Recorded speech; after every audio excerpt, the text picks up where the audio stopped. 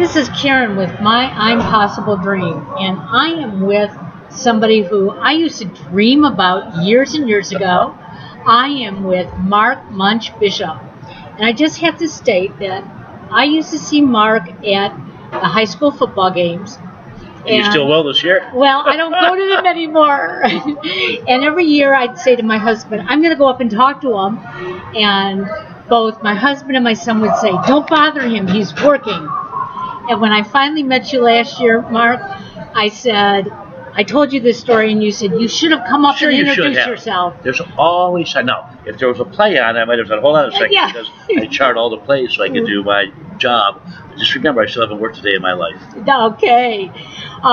So before we got started, I was just totally impressed because so many of us believe that when somebody is in radio like you have been, you are just that voice behind the microphone, and that's all you do day in and day out, and that's what you did right from the beginning.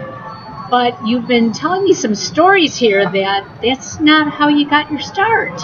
Well, when I was first started doing sports at a morning show, I was actually going to law school at the time, and I was managing a deli in downtown Columbus. A deli, and happy hour times, it was a bar also. Then when I started doing afternoon sports, I was still managing the deli and doing the bar. When I was doing afternoon drive, then I was, I kicked off of that, but then I would go to clubs and play records Friday and Saturday night and Sunday nights, for extra. So I would say it's not me being super radio. It's me doing with just about everybody in this business. Tony Rizzo will tell you, he played sock hops galore, and those were the days. Okay. Now people carrying a laptop. Yeah. And all their tunes are on there. I mean, you got to have a good speaker system and a good mixing board. But usually you just put it where we were carrying speakers as big as bookcases and peaches crates full of albums and 2 turntables. Right, and all of a sudden we said, well, wait a days. minute. We could add a cassette player to that, so that made it a little bit easier. Then if we could add a CD player to it, that made it even a little bit easier. Now you see the guys walk in with their turntables, and they were even able to do some hip hop and scratch stuff with some little electronic instruments. Exactly. So I heard you just say that when you first started out, you were going to law school. I was going to law school at Capital Law School in Columbus, working at the deli bar, Bernie's Bagels on East Gay Street downtown. Oh, Columbus. Sounds good. It was great. And the radio station was across the street in a bank building. The guys would come in all the time after they got off, and if it was my night not to have class, I'd be there closing up, just talking. And at the clear blue sky one day, the program director said, you know a lot about sports. How is that? I said, I've been a sports nut all my life. Follow sports, read box scores every day, read them all my life, do this and do that. He said, I'd like to be a sports guy on my morning show, but I don't want your typical, well, last night the Indians lost to the Angels, that kind of thing. He goes, I want you to talk like we're talking over the bar. Okay. Or we're talking, just hanging out on a bench somewhere and just BSing, that kind of thing. And I went and made, a couple quote-unquote demo tapes with the morning guy. Morning guy goes, I like the chemistry. So I started doing that. So then at that time, I was doing 2 morning sports reports a day. And by the way, for $35 a week. $35 5 days a week in 1979. Wow. 35, but that's $35 extra in my pocket. Sure. So that was a tank of gas and, a couple of lunches. So we did that. And then after my first year in law school, one of the bosses said to me, he said, we'd like to bring you on full time. Do afternoon sports, do, overnight shifts playing records. You know what records are. Oh, I know what records are. I still have a few. In fact, I played some Friday night on my turntable. Oh. Everybody was asleep. I said, I'm going to drink a beer. But so I did that, and I just gave it a lot of thought. Talked to a lot of people in school at that time, and they said, unless you have a tie-in to a law firm right now, you could be filing papers for 5 or 6 years when you get out. And that just didn't appeal to me. I felt I could always go back. So I finished my first year at Capital Law School. To the radio station, yes, I would come on board with you full time. And that was 36 years ago. 36 years ago. So you've been in radio 36 years. And it just because it was a love of sports that this gentleman heard. Well, you know what? That for him, yes, I still am in touch with him this day. And he goes, one of his proudest moments, which I'm flattered and honored, was he said, getting me out from behind the bar and out of school, even though he said this is going to be your call, not mine. Right. To get into radio because I would consider myself to be successful. But the bottom line is, it was also, we've always heard this too, is keep plugging, keep chopping wood, that sooner than later, most of the time, if you apply yourself, not if you're going to be just sitting around like a slacker on the couch. Right. If you apply yourself, you'll find something that you like, and the light will go off. You go, wow, I want to do this. Well, and so many from our generation, we believed that as soon as we got out of high school, you had to go to college. You had to be this professional person because that's what the suburban life was about. Society demanded it. Yeah. And so I know I was the same way. I went to college and I got my degree, but my parents sort of laughed at me because they wanted me to be a teacher and I wanted to be a broadcaster, but they said women will never make it in broadcasting. Look at ESPN now on the sidelines. Exactly. And so I walked away from it because I was told I couldn't do it, and I believed it. But again, in the back of my mind for years and years, it was what I wanted to do. And so it took me up until this year to finally say, if my son can have a dream, I love it. I can have a dream. And from what you're telling me, your dream really wasn't law, obviously. It was. I thought it was. You thought it was? Yeah, I thought. And then I had a few before that. I actually went to grad school for a year after my undergrad because I wanted to be a college professor. You would have made a good professor. Thank you, in sociology and criminology. So I did that for a year, then I just out of whim took the LSAT, and applied to Capital Law School and got in. But I think one of the mistakes I made, and again, you learn from your mistakes, is other people did it, but I wish I would have worked perhaps like a year or two and gone to law school full time. So I was working my way through law school, and it was very difficult. It was very, very hard. And I had a 3-hour lecture twice a week where I used to buy a girl a sandwich if she would poke me if she saw me nodding down. It was difficult. Yeah. Because I could not concentrate, only on that.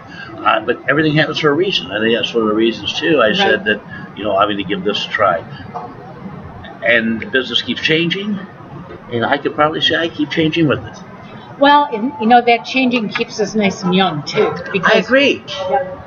I've had people say to me before, and you've heard, the term consultant. Usually, it's not a flattering term to people. Like, we actually had a great consultant that could come to brands, and he pulled me in one day, and he goes, I'm here to talk to everybody. He goes, nothing I need to say to you. He goes, just keep doing what you're doing, because he goes, I've never seen someone your age willing to change. But part of that you should do regardless, and part of that is every day I want to be better than the day before.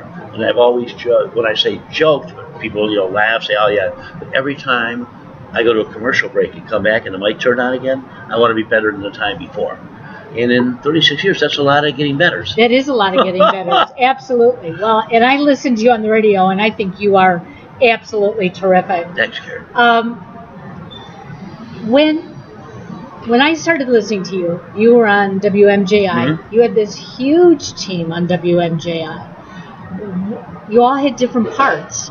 So, of course, there was John Lanigan, and we all know John Lanigan as being, the hot shot. He was a consummate radio professional. Yes. A superstar. Yes, he was. Yeah. And you had Don Webster. John Webster was his news guy sidekick. Okay. Now you had mentioned that Jimmy was there. I didn't even realize he was late 80s. And John had seen him at some company and said, I'm going to add another little dimension to the show. So he brought Jimmy in. Plus there was a news girl that helped John Webster with the news. Then Chip Kulik started and became like Webster's right-hand news guy. We had a traffic girl who was not in the building. She was going on and about. Tony Rizzo did sports and I did sports. So you think about it, overall, it's like a 5-6 person crew. And it was a very expensive morning show, if I may say so. Yeah. Which is an oxymoron these days. It's an expensive morning show. And so much today seems to be canned on on the radio show. Yeah. Which or syndicated. Or syndicated. And I don't like that. If I'm driving in the morning, I want to hear what's going on in Cleveland. Tell me the truth about what's going on the roads, and I want to know that you're looking at my roads and you're not pretending that you're looking at my roads. When you're talking about my sports teams, I want you to be talking about my sports teams. I want it to be coming from you or a Cleveland person, not somebody else. Why do we see so much of this syndication rather than local programming? Syndication is much cheaper, to put it bluntly. I don't like to use the word cheap because if something's cheap, it's not good. Say it's more economic. We have Mike and Mike in the morning. They're very, very good. And they're, I'm sure that they make a pretty penny. Here's the thing, though. Mike and Mike to me, because we still have our local sports centers, right, which we do locally, emulating from here. To me, Mike and Mike is a talented show. Now, it's going to be national, though. It just so happens a lot of times things in Cleveland become national focus. Whether it's the Browns or the Browns Ineptitude or, things of that nature. Last year, I won't say Cleveland, but I'll say State of Ohio with Ohio State. But it is, let's look more at most music stations these days. Have somebody in one city now with computers. They can see exactly what songs are playing and when. They can see when the commercials are playing. So similar to what we're doing here to your laptop, they put their voice into a computer. It could be noon for a show that runs 7 to midnight. And they could do the entire show probably in a half hour, 45 minutes. That was such and such a group. Here comes such and such a group. Good to be with you. I've actually heard, embarrassingly to me because I'm in this business, I've actually heard people track weather forecast and go, it's not 80 and sunny outside, it's pouring rain. Now some people just shrug their shoulders on that. It's like, well, they blew it. I'm affronted by that. I'm a dinosaur at times. Yeah, well, and that's how I sort of feel too. If I'm going to listen to a podcast, I want to know it's a podcast. If I'm listening to live radio, I want it to be live here. And I understand Mike and Mike, and I have listened to them as well. And when I choose to listen to them, I know what I'm listening to. I know it's a specialty show. Yes. But I don't want everything to be a specialty show anymore. But it seems like we're getting more and more of that. And I understand the cost factor. But at the same time, we have so much local talent. Well, that's what drives me crazy. When people look at me as like a, what's the word I want, a circle the wagons kind of guy, very, very, narrow-minded Cleveland. What gets me is there are truly so few openings. Whether it's a jock playing music, whether it's somebody on TV, that is all, and we've got some good people in the city. It has always bothered me when they bring someone in from out of town who, I know is a mercenary. Even though they tell us they love Cleveland, this is just a stop of theirs for a year or two until they can move on to a bigger market. Okay, that, again, I can't fault somebody for wanting to better themselves. A lot of people in business are that way. I'll go here for a couple of years, here for a couple of years, and just keep moving on and up. But the bottom line is, just because somebody's from here and they don't care about leaving and going somewhere else, doesn't mean they won't do their best each and every day, each and every time the camera's on or the mic is on. Right. So I am a big, big proponent of that. Something else, too, is that if you noticed, and I was partly to blame because I did Fox Sports National for a few years, so I was on, 250, 260 stations from 4 to 7 on Saturday afternoons. I was doing exactly what I was telling people. But what I would try to do when someone would call me, because I'd get calls from San Diego to San Jose to Fort Lauderdale, Florida to Lewiston, Maine. And I would try to just personalize it to the point. Whereas, somebody from Lewiston, that's where Cassius Clay had his fight the second time he knocked out Sonny Liston. You want to bring people into it, to get a little bit more local with them. But, so, I was blaring with a national perspective into, 250 markets, and that means costing, 2,4,900 people jobs. Well, and I know sometimes we have to do what we have to do. So I can't put down the media for doing syndications. But I grew up in an era where there were many radio stations in my community. And I come from the Detroit area. And, I mean, there was... CKLW was one of my favorites. Yeah. You used to get it here, too. Yes, we. In fact, after Wixie 1260, I went to CK 800. Went to CKLW. Was my next on my tree-sut betting in the car. Yeah. And, you know, and it's funny, too, because I was always... This is when I was doing national. They liked me. I'm not antisocial. Yeah. I've always done... I prefer doing shows solo. I know sometimes it's a crutch if you have 3 or 4 people. I mean, for Lanigan, it wasn't a crutch. It was just everybody had their role. Sure. But I prefer doing shows solo, so like Fox Sports win. Not only do you play like that product, but don't have to pay to you. Yeah. You know, they didn't pay me double, mind you. Yeah. But they were, you know, mindful of that and appreciative. That you could just have, you know, one person to do a 3-hour show and make it entertaining. Now, with all this work that you do, because... I don't work, remember. That's true. But for all the items I do related to my job. When do you have time for yourself and family? There's just something I deal with. I've got very little time for myself. When I do, like yesterday, I noticed a little gap in the day. I told my son and wife, I'm going to sit in this chair with a nice big ottoman in front and close my eyes for a half hour. But please, in a half hour, get me up because I have things to do. I will, which anybody would, you know, sacrifice what I needed to do for what my family needs to do. I could look back, and I've always asked them, because now I have 3 in college, have I neglected you at any times? They all say no, even though there's a few times I thought I did. It's good to know that they didn't feel that way. Well, I think as a parent, we always feel that there have been times that we've neglected our kids. I know that we've had this discussion with Alex over the last couple of weeks. He has an author who's writing a book about his life. And there are certain aspects of his upbringing where his dad spent more time with him than I did, or I spent more time with him than his dad did. And when he brings that up, you know, I start feeling guilty. Oh, I was traveling on business. Same way. You know? But those are things that parents have to do.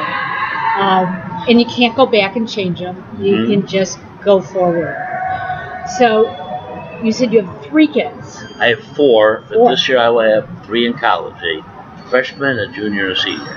Oh my goodness. I agree. Good for you, Dad. I'm not going to ask about Parent Plus loans at all. And one in high school, one will be a sophomore. You still have 1 in high school. Okay. So, as I said earlier, I used to see you at the football games. So, and you will see me again this year if you go to any high school. If I go to any. Yes. So, what are your predictions on high school football? Do you have any? I have to tell you something. It'll be interesting because some of the leagues have changed around. I can guarantee you, Mentor will always be tough. Your turf, Rexville, Broadview Heights, boy, when you lose a few of the players they've lost, especially with the last name of Tupa. Oh. I mean, it hurts. Well, 1 left. Yeah. 1 left. And, I mean, it's just great athletes. Some teams will be down. A couple of years ago, when North Royalton and Rexville were battling back and forth, North Royalton lost a few extra minutes. All cyclical, especially with the suburbs, because kids grow up and you'll see them, you know, they go to high school, I mean, they go to college, they come back, and then 10 years later they start having kids again, and then, you know, it goes that way. But it'll be interesting to see Avon, because they have started to build a power in Avon. Avon Lake was down last year. I don't know if they could rebound. There's some of the schools that are always up. I'm hearing that Ignatius, even though it's funny, they made the playoffs last year, got beat by Hudson. And to consider that wasn't a very good year. Well, most schools would like to make the playoffs. St. Ed's should be interesting. They have a whole new coaching staff. They lost some crazy good players. I mean, look how good Hudson's been. Yeah. They lost their quarterback, who had been there. Oh my gosh, he might have started when he was Mitch Gadani. If he didn't start as a freshman year, I guarantee he started every game since his sophomore year. So they've got, you know, great programs there. So the powerhouses will still be there. Somebody, you know, it's the haves and have-nots. Strongsville should be very, very good. They'll be getting better and better and better and better with their new coaches. What about Nordonia? Nordonia, boy, they have just dominated the last few years. I don't know how much they lost. They've got good feeder programs. What you're seeing, too, with the successful high schools, Steve Trevisano did this when he went to Mentor. I believe there's 3 junior highs and better, 2 for certain, that he just, I know it's football and you're there for academics, but he just grabbed the 3 coaches and said, here's your new playbook. You must use these plays. If not, there's no hard feelings, but you won't be able to coach anymore. Wow. And so they start building a program in junior high, 7th, 8th grade, running the same plays you're going to run in high school, so they're used to it, and that's how you get the kids up and running. So it could be a really interesting year this year. It'll be interesting. Okay. It'll be interesting. So, Alex, you think you can go to any games this year? No. No. Okay. No. Maybe one for Tyler. Oh, Maybe one for Tyler Tupa. So hopefully he's listening. So you really have a very, very busy schedule. You're on the air Monday through Friday? 7 to 9. Occasionally 8 to 10. Now this Friday I'll be on 8 to 10 because the Browns have their scrimmage in Columbus. So I want to talk a lot about what happened after that. Non-football season, I do 9 to noon on Sundays. Love it though. I'll tell you why. And they, most people, they ask you to do 6 shows a week. Is that on Sunday, people are either more tranquil because they have all day off. I call it more civilized than Sunday. Okay. Or B, they're hungover. Or C, a lot of times they're going to religious services. Okay. D, hanging out with the family, going to breakfast, having fun. So it's actually a more civilized time to be on 9 to noon on Sunday. So I do like that during football season. And of course, I'll be doing a high school game Friday night, Buckeyes pregame, and then Sunday we're. Why don't you do a University of Michigan pregame? Uh-oh. We'll stay away from that. ma'am. Thank you. I know. Can I just jump in on? Yes, Yeah. please. Okay. I'm just gonna say one thing. Even as a Michigan fan, I'm not expecting us to beat Ohio State this year. Good. And to all those fans who are betting for Michigan to win the national championship, as a Michigan fan, you are idiots. You are wasting money. Wait a minute. They're saying this year they're going to win? They're one of the top 5 picks in Vegas. I know. Wait a second. Because of people putting money down on them. Because of Harbaugh. That's asinine. Yeah. I want you guys to understand. I want you to understand. I didn't say anything about them winning this year, but they still have my heart. But you're a true fan. I'm a true fan. You're a true fan. But let me ask you this: the last few years, Oh, it's been sad. they were giving away tickets when you bought liters of sodas at gas stations for games. It's very that's sad. abhorrent. I admit it. But they're my team. And I will tell you, my one game I went to, Akron versus Michigan. That was my first game ever. I got it from one of her relatives, gave me a free ticket. I was scared. Alex, I've got to ask you something. Akron got homered by the refs, didn't they? Michigan fans admitted to me on the way out, Akron won, and I looked at people in my section, and I said, you lose this. This is worse than Appalachian State. And they're like, oh, it is. Why? And I said, at least Appalachian State won the national title. Yeah, even though they're Division I AA. Yeah, I agree. Exactly. Akron's won 2 games in 2 years. Yeah. And How can you justify that? I heard a story that coming out at halftime, Akron kids are they're bouncing off the walls, this and that. And this was Brady. Yeah.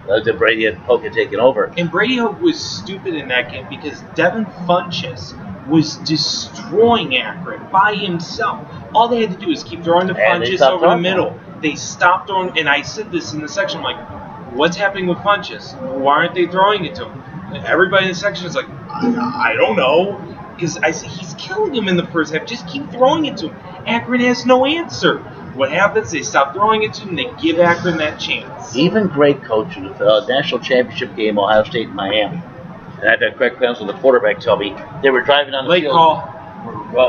Driving on the field, running the football. Well, U of M fan would say that. I know. All of a sudden, from that game, Craig Krenzel, Jim Tressel called a pass. And Krenzel tried to change the playback, and Tressel said no. After he said, why did you have me pass? He goes, because we were doing all the running, and we were surprised because, yeah, but the running was working. That's a problem. Sometimes coaches try to be the smartest guy in the room. Right. You outthink themselves, and that's when they get in trouble. Well, we're done with our Ohio State. I know, U of M. it's okay. I know Michigan's not going to... Next year's when it gets interesting. I know my school's not going to win, but that's okay. It's fine. So, let's talk about University of Akron. Okay. How do you think they're going to do this year? Football-wise. You know what? They've got a bona fide real good coach. doing better recruiting, on and on. There's something though. It just seems to start to build, like the U of M game that and then they turn around and lose the next week to a team that they had no business losing to. Yep. So he's got to get some consistency there. They got a beautiful stadium. They've got a beautiful stadium, but they're giving tickets away because nobody wants to go. So what he's even said, Terry Bowden's even said that if he doesn't fill that place, and if Akron Garfield against Akron Booktool draws more than the Zips, then he will not be there much longer. Wow. That's going to destroy everything because they've lost the baseball program. Isn't that terrible? I'm destroyed by that one. It's bad. Yeah, it is bad. And I gotta say this, I'll throw this in here. If Akron keeps going down the path they're going, Coach Dambrot's going to be calling a friend of his saying, "Do you need another assistant on the Cavaliers?" And he's going to be joining the Cavaliers I agree. staff. Right now, they got two of the best coaches in college sports, in Terry Bowden and in Keith Dambrot. Yeah, but you know what though? Some of Dambrot's problems is the kids would shoot themselves in the foot too. Yeah. Get some kids that he's just had. I mean, Abreu. Look at the players he's lost the last few years, and he's still winning. Yeah, he still finds ways. But that's going to be something to keep your eye on if you're a Cavs fan here in the next couple of years. What is going to happen with Akron and Keith Dambrot? What's going to happen when LeBron owns the Cavs? Oh, yeah, that's going to be your first coach. I called that 4 years ago. Well, I know you did. LeBron owning the Cavs? Yeah, there had to have been an underlining agreement between Gilbert and LeBron that when I'm done, you can finally take a back seat. I'll buy it off your hands. Well, Gilbert is a Detroit guy. Even though he's won a lot of jobs here, and I thank him for that. And he will keep his jobs here. It's profitable. He'll own the Pistons someday because you will not be, you can't own the team. Unfortunately, he cannot own the Indians. Yeah, so he will sell the Cavaliers to LeBron, and he'll go buy the Pistons. And LeBron will own the team. He'll be 10 times better of an owner as Michael Jordan is in Charlotte. I'm a Cavs he's fan. not a Michael Jordan GM, okay? Exactly. I am a Cavs fan, even though my mother is a Pistons fan because... Oh, there is a lot of across the board Well, stuff. there is because she used to... Who did she cook chocolate chip cookies for? Wasn't Tayshaun? Yeah. Tayshaun Prince? I don't Tayshaun think she Prince. made cookies for Yes, Tayshaun. Did for she? Tayshaun Prince, the one that she had her picture taken with. Oh, Yeah. I didn't. I know that we have That's a pretty connection cool. with Dumars. Yes.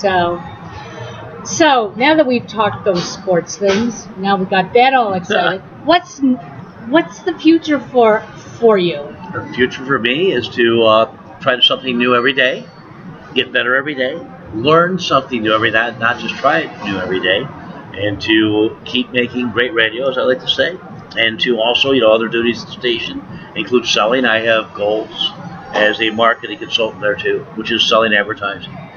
People say, well, you're involved in partnerships, sponsorships. Yes, I am. I also sell advertising. That's not a bad thing.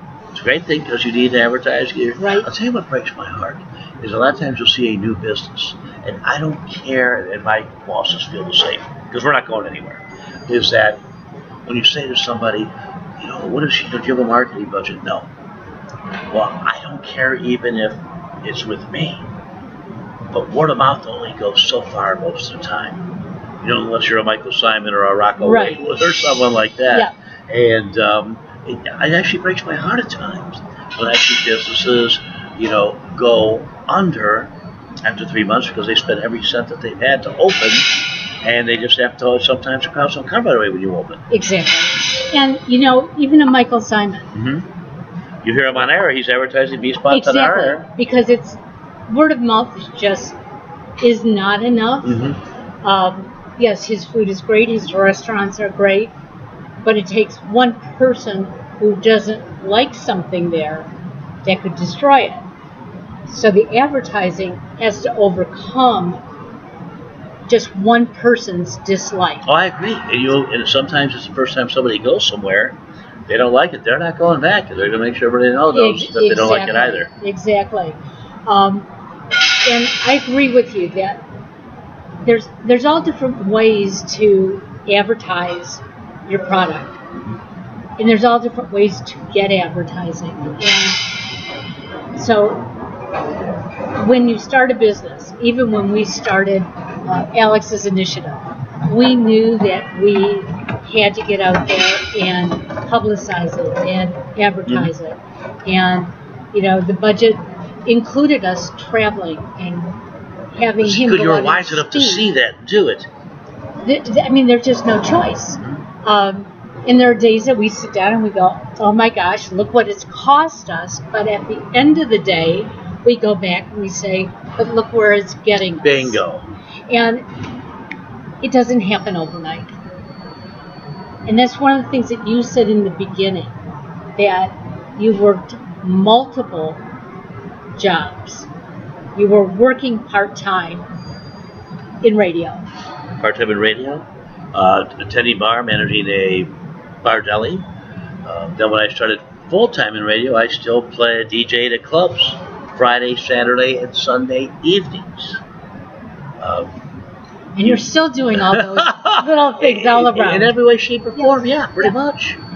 And I think if we all can look at what we do in our life and find some enjoyment.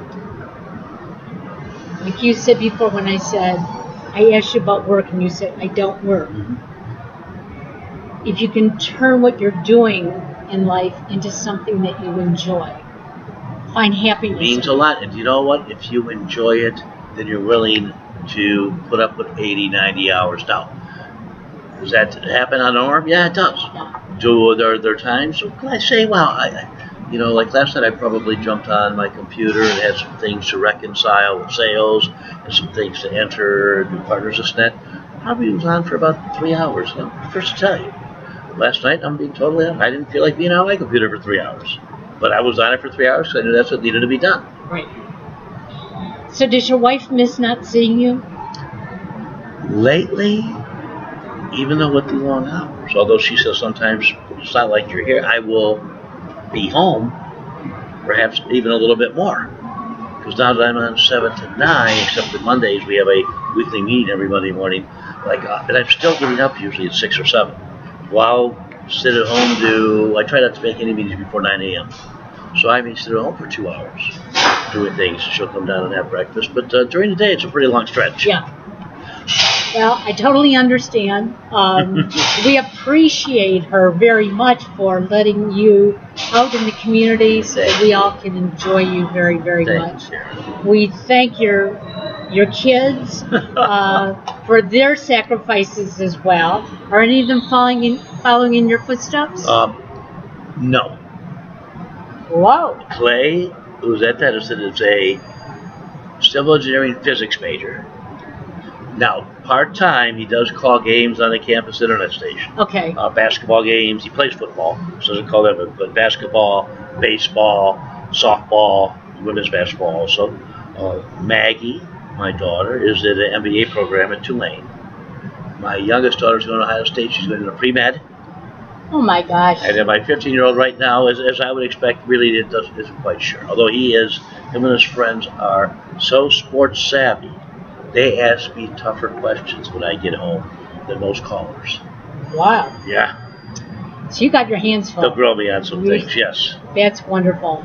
Well, I want to thank you again for joining us. I will get this out on YouTube later today. Thank you. We'll let you put it out there and let all your friends Please hear your history. Okay.